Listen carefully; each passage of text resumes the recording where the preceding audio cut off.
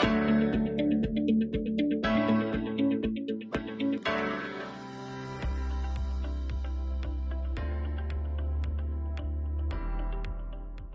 Students, a very warm welcome to all of you. हम कर रहे थे मैनेजिंग एनर्जी एंड नेचर, जिसमें हमने स्टार्ट किया था कार्बन एंड इट्स कंपाउंड्स। बहुत ही इंटरेस्टिंग चैप्टर है, बहुत सारी इंटरेस्टिंग बातें इस चैप्टर में आपको पता चल रही हैं। आज के इस सेशन में हम पढ़ेंगे वर्सेटाइल नेचर ऑफ कार्बन के बारे में। बट सबसे पहले एक क्वेश्चन जो मैं आप सबसे पूछना चाहूंगा। क्वेश्चन है, what makes carbon form so many compounds while other elements don't. हमारे आसपास 118 एलिमेंट्स हैं, लेकिन सबसे ज्यादा कंपाउंड कार्बन बनाता है। सबसे ज्यादा चीजें आपको अपने आसपास कार्बन से बनी हुई देखने को मिलेंगी। क्यों?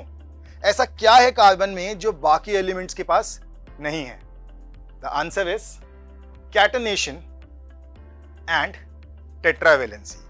ये दो कार्बन की ऐसी प्रॉपर्टीज हैं जो कार्बन को हेल्प करती हैं इतने मिलियंस ऑफ कंपाउंड्स बनाने में। आइए इन दोनों प्रॉपर्टीज को डिटेल में समझते हैं। सबसे पहले बात करते हैं कैटनेशन के बारे में। Catenation is the ability of an element to form long chains और rings by bonding with itself. यानी कि कार्बन एक दूसरे कार्बन से बहुत आसानी से बॉन्ड बना सकता है। ये एक ऐसी प्रॉपर्टी है जो कार्बन में देखने को मिलती है, लेकिन बाकी एलिमेंट्स में इतनी आसानी से नहीं बनते।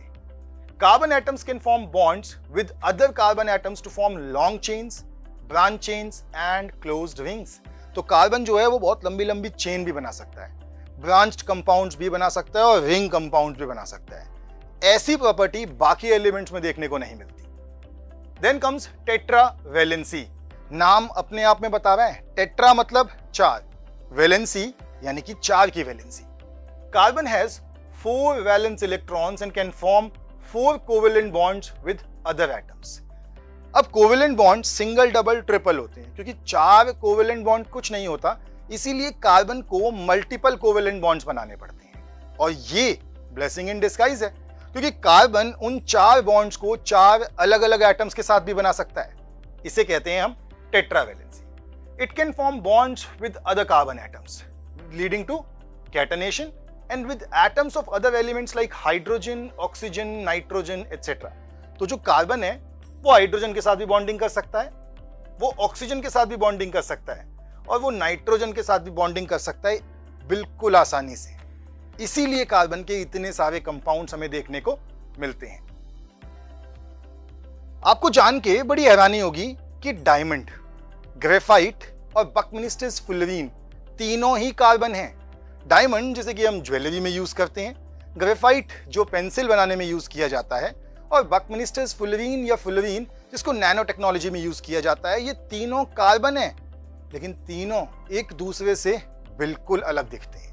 तो ये क्या चीज है कि एक ही एलिमेंट की अलग अलग फॉर्म्स, एक ही एलिमेंट की जब अलग अलग फॉर्म्स हमें मिलती हैं तो उसको हम कहते हैं allotropes. Allotropes are different forms of the same element that exist in the same physical state but have different structure. मतलब एलिमेंट वही है, लेकिन जो सब्सटेंस है उसका स्ट्रक्चर बदल जाएगा। ग्रेफाइट, डायमंड और बकमिन्स्टर्स फुलरीन का जो स्ट्रक्चर है वो अलग है, लेकिन इनके अंदर जो एटम्स हैं छोटे छोटे वो सब कार्बन है। सेम एलिमेंट होते हैं, डिफरेंट मॉलिक्यूलर अरेंजमेंट होता है and different physical and chemical properties होती है, बट एलिमेंट सेम होता है। ये हैं हमारे एलोट्रोप्स। अब समझते हैं कार्बन के एलोट्रोप्स के बारे में। तो कार्बन के हमारे पास 3 एलोट्रोप्स हैं, डायमंड, ग्रेफाइट एंड बकमिन्स्टर्स फुलरीन। इन तीनों को अब डिटेल में समझते हैं। तो कार्बन के जो 3 एलोट्रोप्स हैं, डायमंड, ग्रेफाइट और बकमिन्स्टर्स फुलरीन, इन तीनों में एक कंपैरिजन करते हैं। स्ट्रक्चर वाइज डायमंड का टेट्राहेड्रल अरेंजमेंट होता है in which the carbon atoms form a 3D lattice. Graphite hexagonal layers of carbon atoms with weak forces between layers, इसीलिए ग्रेफाइट की लेयरिंग स्ट्रक्चर होती है। फुलरीन की अगर हम बात करें तो spherical molecules made up of 60 carbon atoms forming a cage like structure. Now let's talk about bonding. Bonding में डायमंड में कार्बन के 4 कोवेलेंट बॉन्ड्स बनते हैं। ग्रेफाइट में carbon forms 3 covalent bonds with 1 free electron. Fullerene की बात करें तो carbon atoms are bonded in pentagonal and hexagonal shapes. Now let's talk about hardness. Diamond is very hard. In fact, it is the hardest known substance on earth. Graphite is soft and slippery, so it is used in pencils.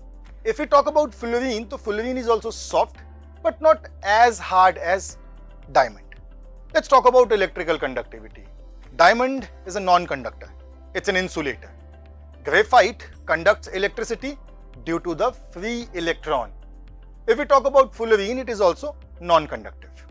Let's talk about the uses. Diamond is used to make jewelry, cutting tools and drills because it is the hardest substance. Graphite is used to make pencils, lubricants and electrode material. Fullerene is used in nanotechnology, drug delivery and material science. Let's talk about the appearance. Diamond is transparent, colorless and shiny. Graphite has a grayish blackish metallic luster. Fullerene on the other hand is black, often in spherical forms. If we talk about the melting point, तो diamond का melting point बहुत high होता है. It's around 3550 degrees Celsius. Graphite, it's also high, but not as high as diamond. And if we talk about fullerene, it's relatively low as compared to diamond and graphite. इतनी सारी interesting बातें हमने carbon के बारे में discuss करी, तो आइए टास्क देख लेते हैं. The first task is why is catenation so important for life? The second is give two real life examples of tetravalency कि कहाँ tetravalency आप अपने आसपास देख सकते हैं. And the third is can any other element show catenation like carbon? क्या कोई ऐसा एलिमेंट है जो कार्बन की तरह catenation दिखाता हो, चाहे थोड़ा ही दिखाता हो बट दिखाता हो. So that's all for today. I'll see you again in the next session. Till then, bye bye, take care and keep learning.